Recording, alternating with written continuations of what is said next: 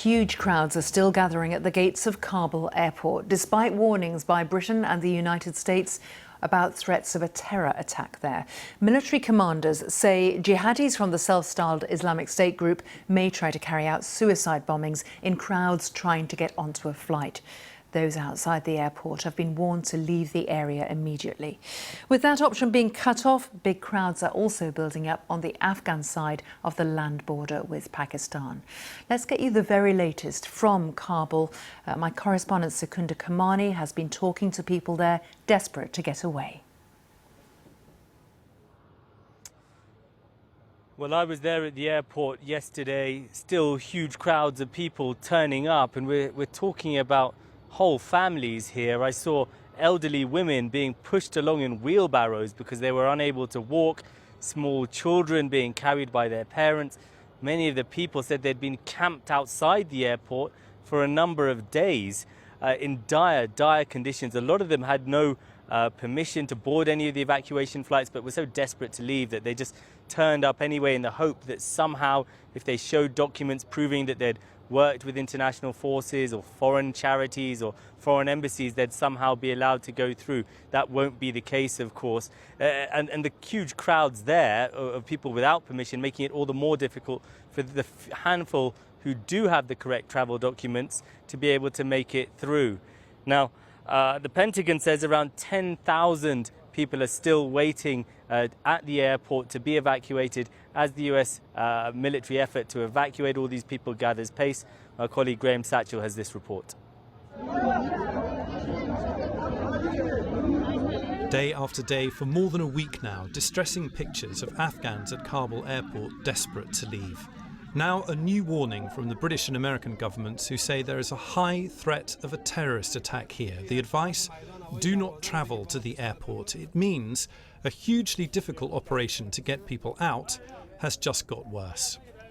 Latest figures from the Ministry of Defence show more than 12,000 people have so far been evacuated to the UK. Of those, almost 7,000 are Afghans and their families. But more than 1,000 interpreters and other staff who worked for Britain still need to be evacuated.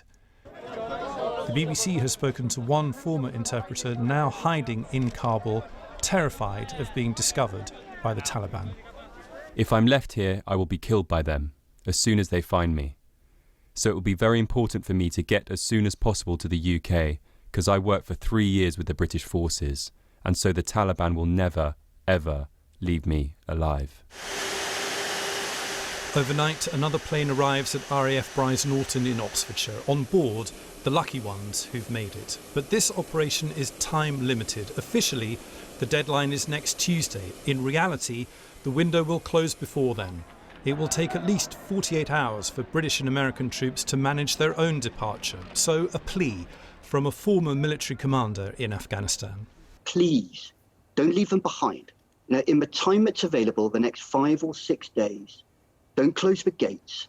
Let's get the most vulnerable people into the United Kingdom and into safety. Not just interpreters, but those who fought on the battlefield against the Taliban and those who fought their ideology and are therefore under significant threat.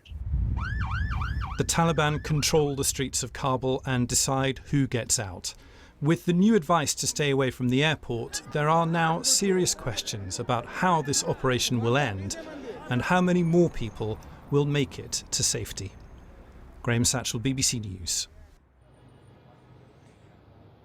Well, concerns also rising about security at the airport with the UK and the US. Amongst those warning about the threat of an attack there, that's thought to likely emanate from the Islamic State group. The group is nowhere near as powerful as the Taliban in Afghanistan, but they do have a presence here and they have a history of carrying out horrific, devastating attacks on the softest of targets.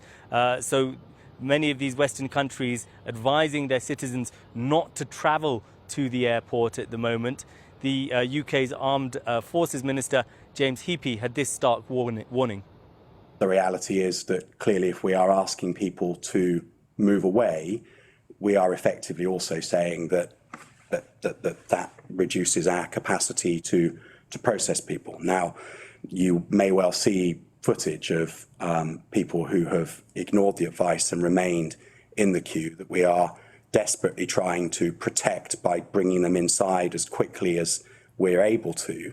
But that should not encourage people to travel to the airport, because I can't stress the desperation of the situation enough. The threat is credible, it is imminent, it is lethal.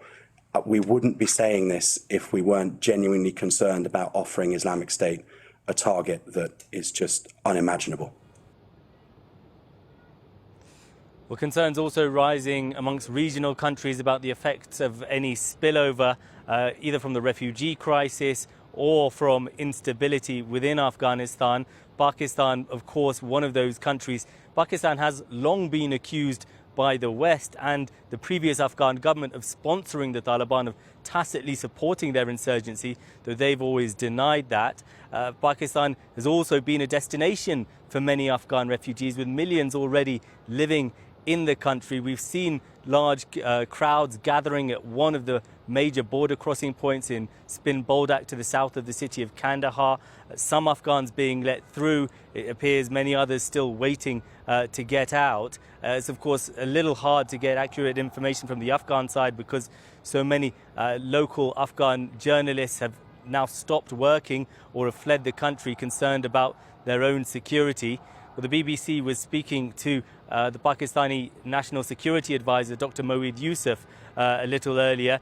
He said that it's important that there's no security vacuum left in Afghanistan, as that could allow terrorist groups to take hold. Afghans deserve better from the world. Please don't overshadow the mistakes that have been made just by turning a blind eye to what will happen next if we leave. History will not forgive us, and a security vacuum, mind you, will end up with the same results for the West that it did last time. And UK is much more vulnerable than the US and others. So I don't understand why we keep talking about Afghans as commodities. Oh, there's going to be a humanitarian crisis. No, we must avoid it. We must do it together. Well, concerns about security, also concerns here in Afghanistan about what the future holds for the country, what kind of rules the Taliban are planning on implementing. Of course, when they were in power in the 1990s, they implemented a very harsh and strict interpretation of Sharia law. They banned women from working, girls from being educated. At the moment, here in Kabul, for example, the Taliban have appeared much more moderate. Their tone in public has been much more conciliatory, though there are concerns that that may not last beyond the international presence. Many Afghans that I speak to here think that perhaps the Taliban are deliberately trying as a PR exercise to appear much more moderate, much more progressive than they really are. But once the world's eyes are off them, then their true colors will be shown. Whenever I speak to Taliban leaders, they say no, that's not the case, that actually they've learnt from some of their mistakes in the past, and they want to inform what they want to form what they say is an inclusive government. I must stress that whilst we see these terribly chaotic and horrific scenes at the airport, the rest of Kabul is very different. It's much calmer. Certainly there's a sense of unease, a sense of uncertainty about what the future holds, but shops are open, people are out and about in the streets, traffic is driving along.